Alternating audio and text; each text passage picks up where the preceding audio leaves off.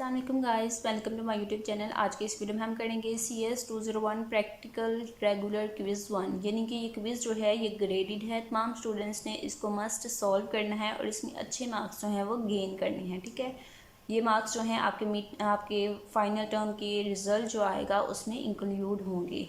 तो स्टार्ट कर लेते हैं हम क्विज़ को। तमाम व्यूअर चैनल को सब्सक्राइब कर लें ताकि नेक्स्ट आने वाली असाइनमेंट, GDB और क्विज़ के सॉल्यूशंस आप तक पहुंचते रहें। उसके अलावा अगर आप पेड क्विज़ करवाना चाहते हैं तो आप मुझसे कांटेक्ट कर सकते हैं जीमेल पे। जीमेल आईडी है irsla@gmail.com। जितने भी आपको क्विज़ेस मैं प्रोवाइड करती हूँ ये सारे पेड क्विज़ेस होते हैं जो स्टूडेंट्स की मैं सॉल्व करती हूँ। ठीक है, तो आप भी करवाना चाहते हैं तो आप मुझसे कांटेक्ट कर सकते हैं जीमेल पे। जीमेल आईडी है irsla@gmail.com। स्टार्ट करते हैं हम क्विज़ को।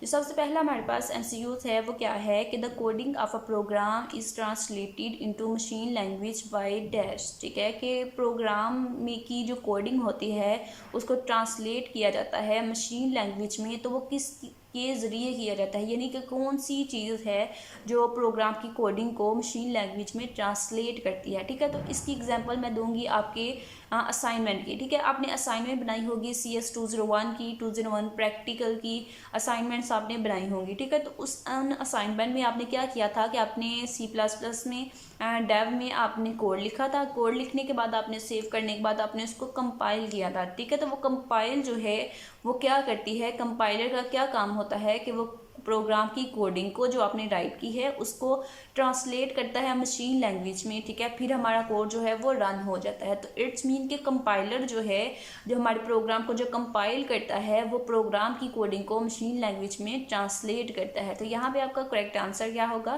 Compiler. Option number B is the correct answer. यहाँ पे आप देख सकते हैं कि हाई लेवल लैंग्वेज को मशीन लैंग्वेज में कन्वर्ट किया जाता है किसके थ्रू, कंपाइलर के थ्रू। ठीक है, नेक्स्ट वन चलते हैं।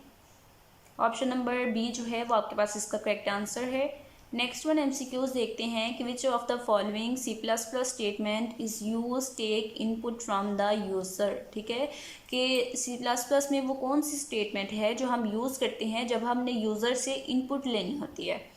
तो इनपुट लेने के लिए जो हम यूज़ करते हैं वो है हमारे पास, आपने अपनी कोडिंग में दो चीज़ें यहाँ से, ये जो ऑप्शंस गिवन हैं इन ऑप्शंस में से दो चीज़ें आपने अभी तक अपनी कोडिंग में यूज़ की हैं जो आपने असाइनमेंट्स बनाई हैं।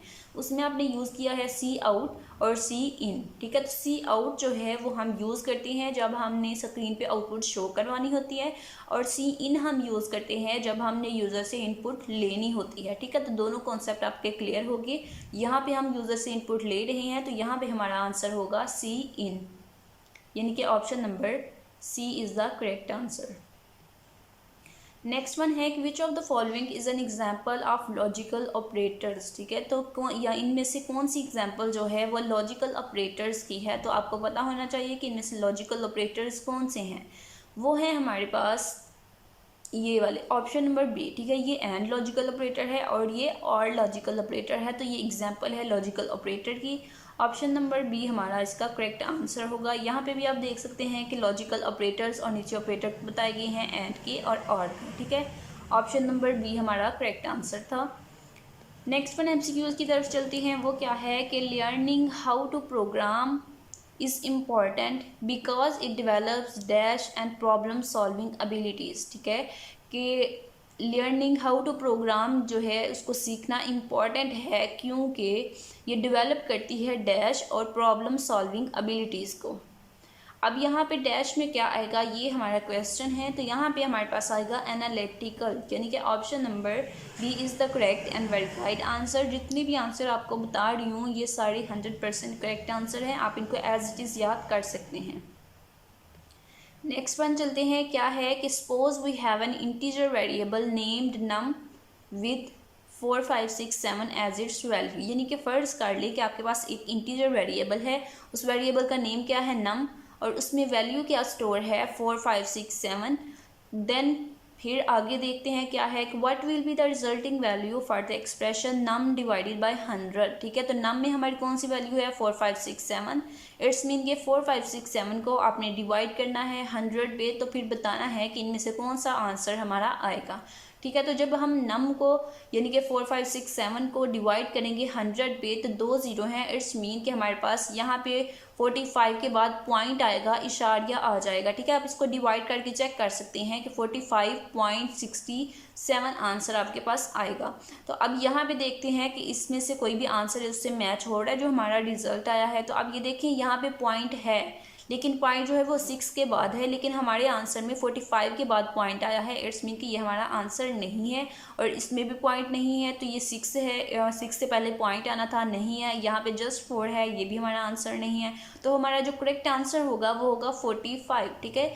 यहाँ पे ये देखें कि हमारे पास जब इसको हम डिवाइड करेंगे 100 पे, हमारे पास आंसर आएगा 45.67, ठीक है। तो आप जानते हैं कि पॉइंट से पहले वाली अगर हम वैल्यू लिखेंगे तो वो हमारे पास आंसर क्या आएगा 45। तो इट्स मीन हमारा आंसर होगा 45। क्योंकि ये इंटीजर वेरिएबल है तो हमारा जो आंसर आएगा वो भी हमारा इंटीजर में आएगा। तो इंटीजर वैल्यू जो पॉइंट से पहले जो इंटीजर है अगर हम पॉइंट में लिखेंगे तो ये हमारे पास फ्लोटिंग पॉइंट बन जाएगा। ये हमारे पास पॉइंट है, अशारिया में अगर हम आंसर लिखेंगे तो वो फ्लोटिंग टाइप में चला जाएगा, लेकिन हमारे पास यहाँ पे इंटीजर टाइप है। तो इट्स मीन कि इंटीजर में हमारा रिजल्ट आएगा। तो 40 पॉइंट से पहले जो है इंटीजर है वो हम आंसर राइट करेंगे 45। ऑप्शन नंबर सी आपके पास इसका करेक्ट एंड वेरीफाइड आंसर है। नेक्स्ट वन चलते हैं। What will be the output of the following code. हमें एक कोड गिवन है, हमने उसकी आउटपुट बतानी है। कोड क्या है कि int x equal to 15, y equal to 10 and z equal to 5। 3 variable integer variable हमें गिवन है, उनकी वैल्यूज़ बताई गई हैं। हमारा काम क्या है कि हमने इस लाइन की आउटपुट बतानी है। इस लाइन की आउटपुट हम किस तरह से बताएंगे, हमारे पास है कि सी आउट, यानी कि हम स्क्रीन पे शो कर रहे हैं क्या कि x को मल्टीप्लाई करो x से, -4 मल्टीप्लाई y मल्टीप्लाई z। तो अब यहाँ पे आप देखें कि हम सबसे पहले किस ऑपरेटर को सॉल्व करेंगे, ये क्वेश्चन है हमारा, ठीक है। हमने डायरेक्ट जो है यहाँ से शुरू करके यहाँ तक डायरेक्टली सॉल्व नहीं करते जाना, हमने देखना है सबसे पहले किस ऑपरेटर का प्रेसिडेंस हाई होता है, तो वो होता है मल्टीप्लिकेशन का। इट्स मीन कि सबसे पहले हम मल्टीप्लिकेशन सॉल्व करेंगे, देन बाद में हम माइनस को सॉल्व करेंगे, सब्ट्रैक्शन को। तो x मल्टीप्लाई x हमारे पास क्या होगा है, x की वैल्यू है 15, तो 15 मल्टीप्लाई 15 आपके पास हो जाएगा 225, ठीक है। 225 आंसर इसका मल्टीप्लाई करके आएगा। फिर आप करेंगे इनको सॉल्व। पहले हम कर लेते हैं yz को। तो yz की वैल्यू क्या है 10 और 5, 10 और 5 को मल्टीप्लाई करेंगे तो आपके पास आ जाएगा 50, ठीक है। तो यहाँ पे हमारे पास हो गया 225 -4 मल्टीप्लाई यहाँ पे आ जाएगा 50। तो आप 50 को मल्टीप्लाई करेंगे 4 से, 50 को 4 से मल्टीप्लाई करके चेक कर लें कि आपके पास क्या आंसर आ रहा है, ठीक है।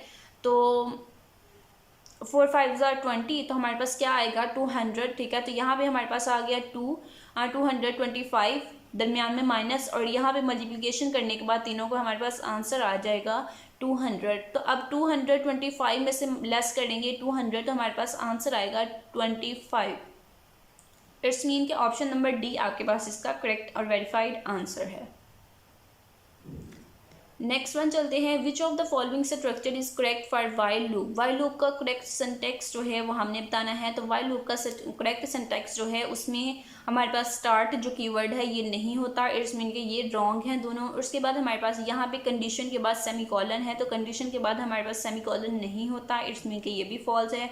तो जो करेक्ट सिंटैक्स है वो है हमारे पास option number A. Next one देखते हैं कि normally the float data type is half of the size of dash, ठीक है। तो नॉर्मली जो फ्लोट डाटा टाइप है वो half of the size of double होती है, क्योंकि फ्लोट का साइज़ क्या है 4, डबल का साइज़ है 8, तो इट्स मीन के फ्लोट जो है वो डबल के साइज़ का हाफ है। तो हमारे पास आंसर क्या होगा डबल।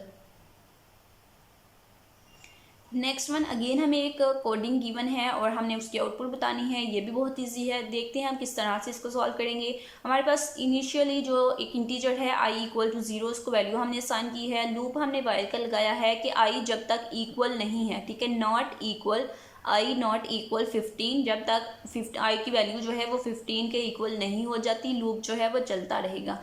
अब नीचे आ गए, क्योंकि i की वैल्यू 0 है तो इट्स मीन के 15 से लेस है, तो हम नीचे आ जाएंगे।